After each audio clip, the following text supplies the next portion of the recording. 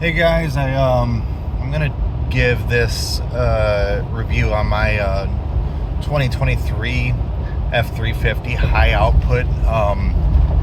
It's got the like I said, the 6.7 high output. I wanted to do this earlier, but I haven't had my camper with me, so I kind of wanted to do I guess a towing, daily driving sort of video, sort of in one, save a little time. I guess we're starting off. The speed limit on this road is 75 miles an hour. We got this fuel economy, like instant average or whatever. Getting about 21.1 miles per gallon. Now, take that with sort of a grain of salt, because I am noticing that at the pump it's about a half mile per gallon lower than what it says on the screen here. So it's probably getting about 20 and a half miles per gallon, maybe 20 if it's really bad, but it's been averaging about a half mile a gallon later. I ordered the 331 axle on this just for a little bit better fuel economy. I'm getting the, I have this truck for luxury. I shouldn't say luxury. Towing my camper. Recreation, that's the word I'm looking for. My camper is fifth wheel. I got the fifth wheel prep on this, which I will show you in a minute here when I get to my destination to pick it up. I had to send my camper in for some service, so I haven't had it for a few months. So I bought this truck with 11 miles on it, and I now have 5142 on it. So I got the truck here back in late August. It is now, what is it, December 5th. I'm behind a guy that's going below the speed limit here. But the truck has been wonderful. I love the 10-speed transmission. It shifts extremely smooth. It has given me no sort of issues. This truck has so much power and torque that the reason I got the 331 is, for one, this isn't like a commercial use truck. I got it for my camper, which my camper right now is pretty light. I can't remember if I told you guys already, but it's about 8,500 pounds dry. Even though it's a fifth wheel, it's not a super heavy fifth wheel. But we got this so we can go on some longer trips and eventually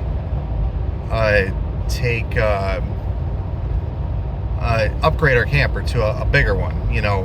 It's, as of right now, this is quite a bit of truck for an 8,500 pound camper, but it's better to out truck the camper than out camper the truck.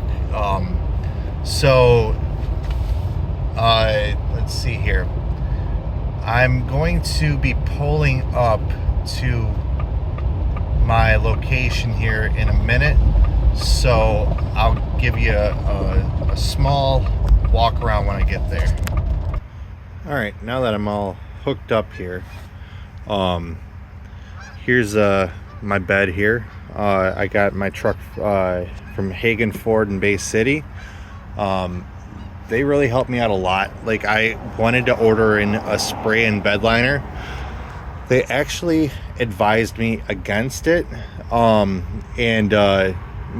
because it would take a bunch of extra time to do it, and I'm so happy they did, because with a factory spray and bed liner, they don't take these guys off here and spray underneath it, at least from the ones I've noticed. And there are a lot of voids that get passed up. I don't know if you can see in there. We actually took it to a company that does undercoating and spray and bed liners. Well, actually, Hagen Ford took it to the company to get a Line-X spray and bed liner, and they did a phenomenal job on it. They took off all the screws, sprayed underneath all the I guess what do you call them, crevices and stuff that were connected to it. And the Line-X is so much thicker and heavier duty than the Ford factory spray bed liner is. So I am so happy that we did that. I got the 8-foot box, 6-7 high output. It is really a pretty truck. I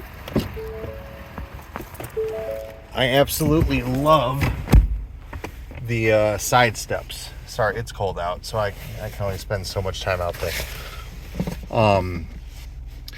It is December. It's actually kind of a mild December day. It's 35 degrees. I ordered my truck from Hagen Ford in Bay City. I know I live in Bay City, Michigan, so that's kind of I wanted to make sure like they got the recognition that they deserve, because I am very happy with how they ordered it. I love the tow mirrors here. All right, so let's get to setting up here. So I know I told you I got the 331 differential. I got the locking differential. So to lock it, all you got to do is press that button. So for towing, this thing is phenomenal. I'll cycle through all the modes here. There's eco, tow haul,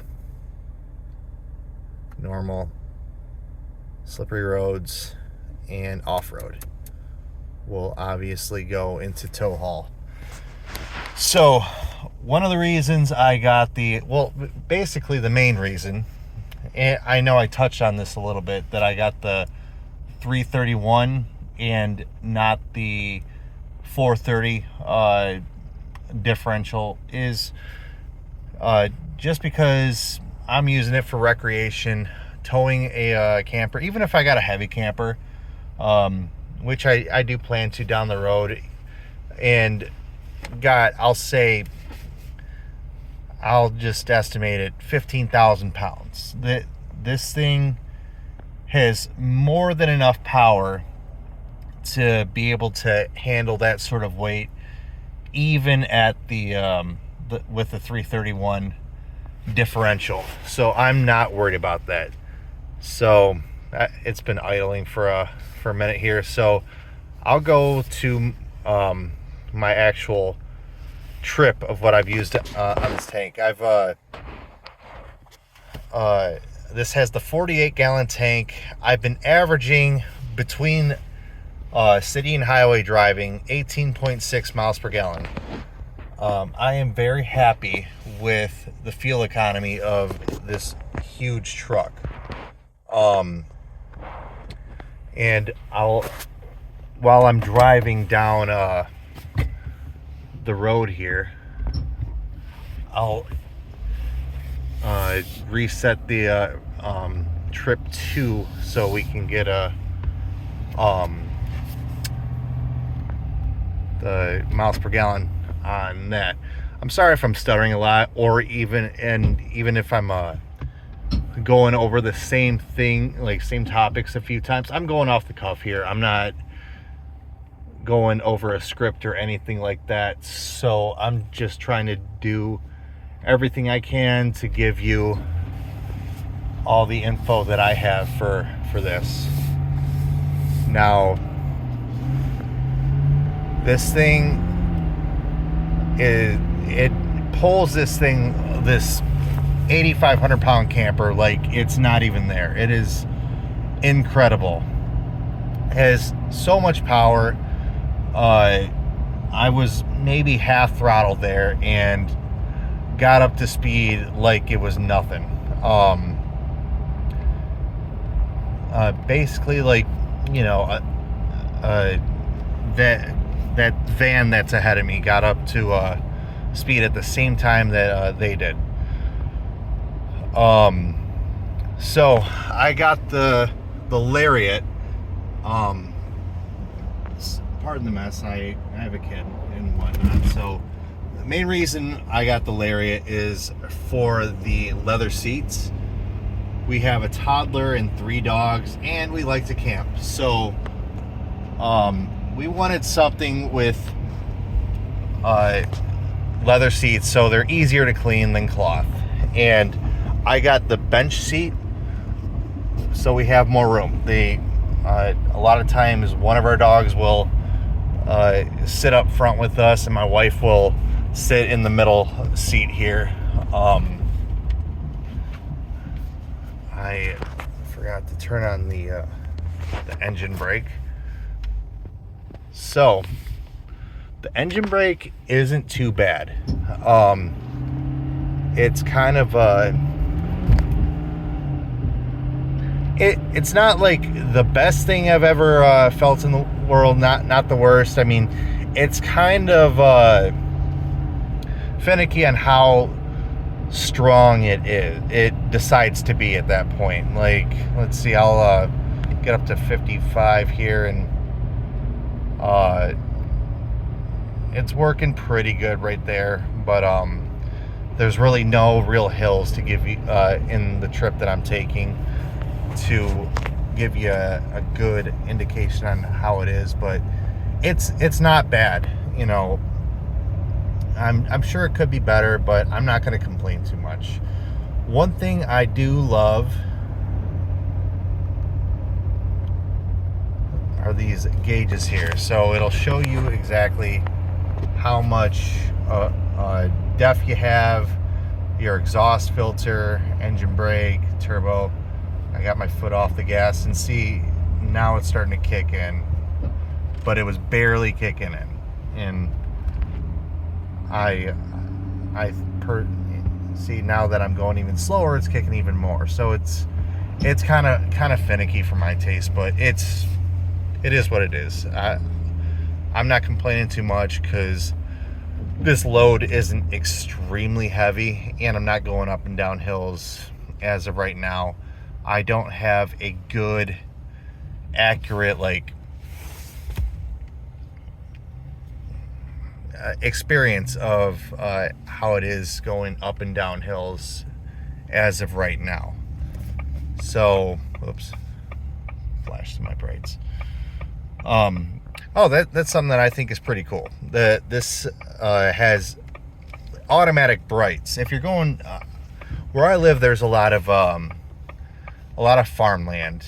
So once you get outside of Bay City, that's basically all it is in the surrounding areas is farmland. So it automatically turns your brights on when you're going down a dark road, and as soon as it senses a car even if it's like a couple miles away, it turns them off, which I think is pretty cool. The tech on this thing is sweet. Oh, so yeah, you obviously can tell that this in the Lariat, it is an all digital dashboard here, tach and speedometer and whatnot. It's kind of a take it or leave it thing. I don't care if it's analog or digital. You know, it looks fancy, sure, but it doesn't really affect me either way. You know, that's not why I ordered it. Mainly, it was just the bare minimum model trim level for the seats. So,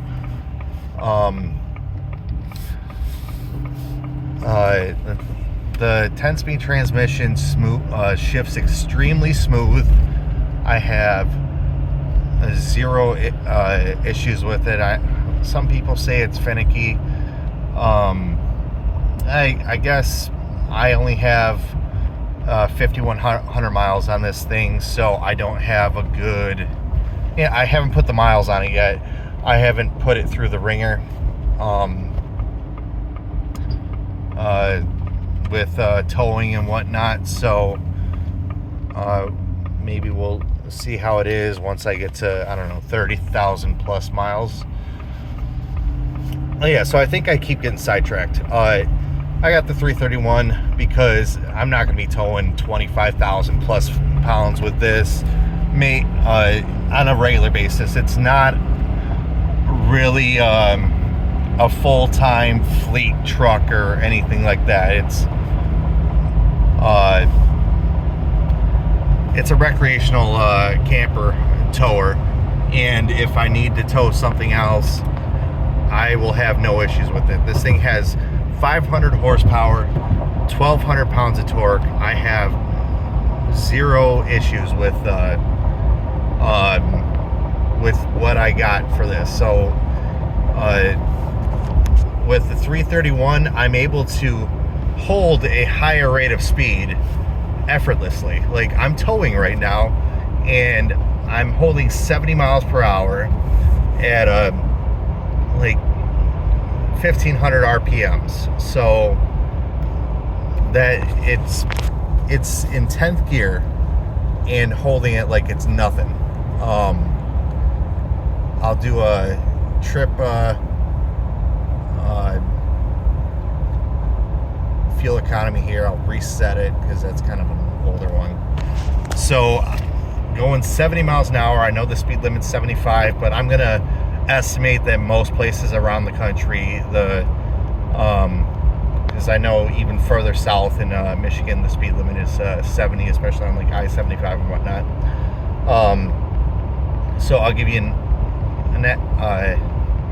average mile per gallon here. Going 70 miles an hour, we're starting off at around 10 miles an hour, or 10 miles per gallon. There is a pretty good headwind, so that is something to take into effect here. But if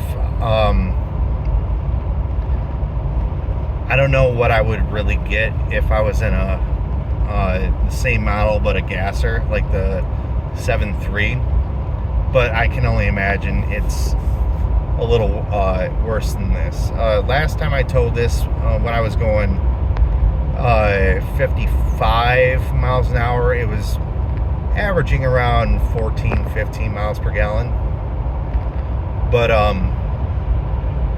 which I think is pretty damn good. But yeah, it's pretty windy out today. It's 36 degrees. It is kind of a cold day, so maybe that has, you know, something to do with it, because when I was getting the 14-15 to the gallon and towing, it was at a slower rate of speed, but it was also probably 60 something degrees out.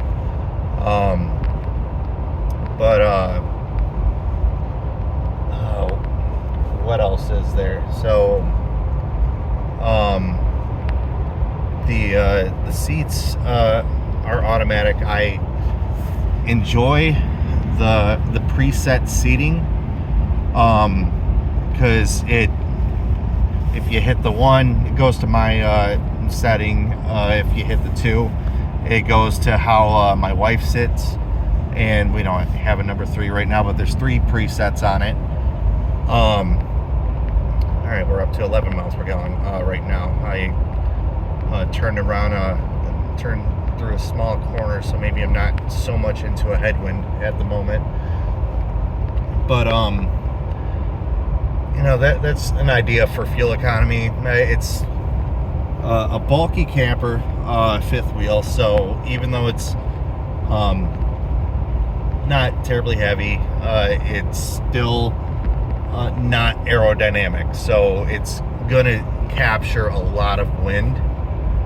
And I'd say the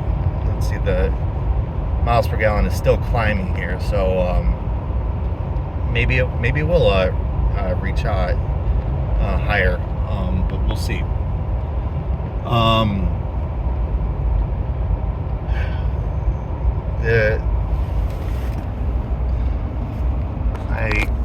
You can really, all right, here's an idea.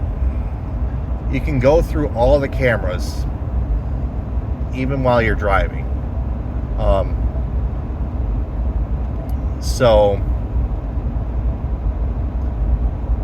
I don't have a trailer camera as of yet, but all right, so it's missing a couple cameras, but you can cycle through your cameras even when you're driving, which I think is pretty sweet. Let's see, you got you can set up whichever camper you want on your towing features,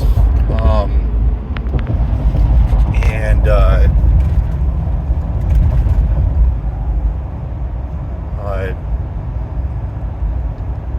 yeah, if you want to get rid of this, you can go to the My View here. When you are using the GPS, one thing I do like is whenever your turn is coming up or something like that, it actually pops up right here, so you don't have to look at your navigation system on your screen here.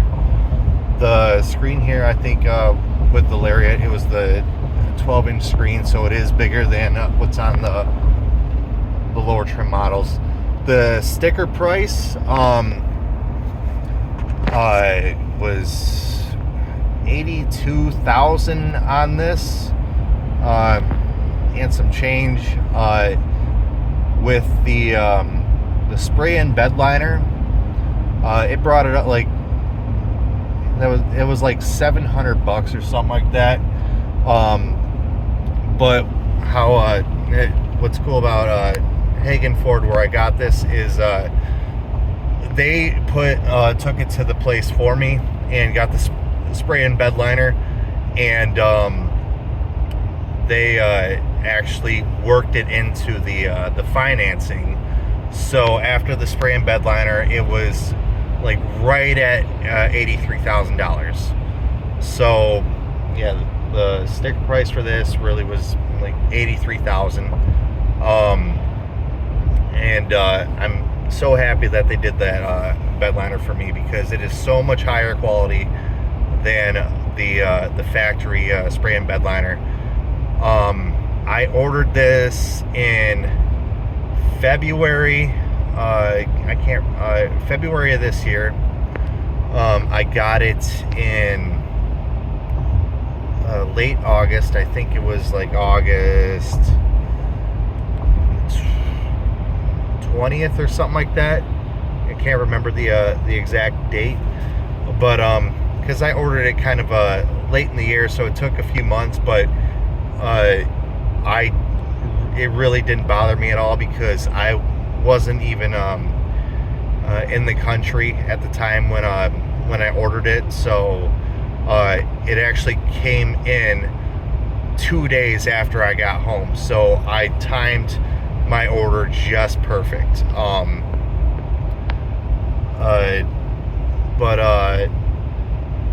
yeah, that's all I can think about saying at this time for this. It is a wonderful truck. Just in case you're curious, this does max out, is governed at 100 miles an hour. Don't ask me how I know, but I do. So if you're planning on hot rodding with this thing with the 1200 torque and 500 horsepower, it has good get up and go. I think 0 to 60 is like 5.5 seconds, but you're not going faster than 100. Even though there's still plenty of room in the tack to go faster. This thing has zero issues keeping up with speed, which that's the two extra reasons I got the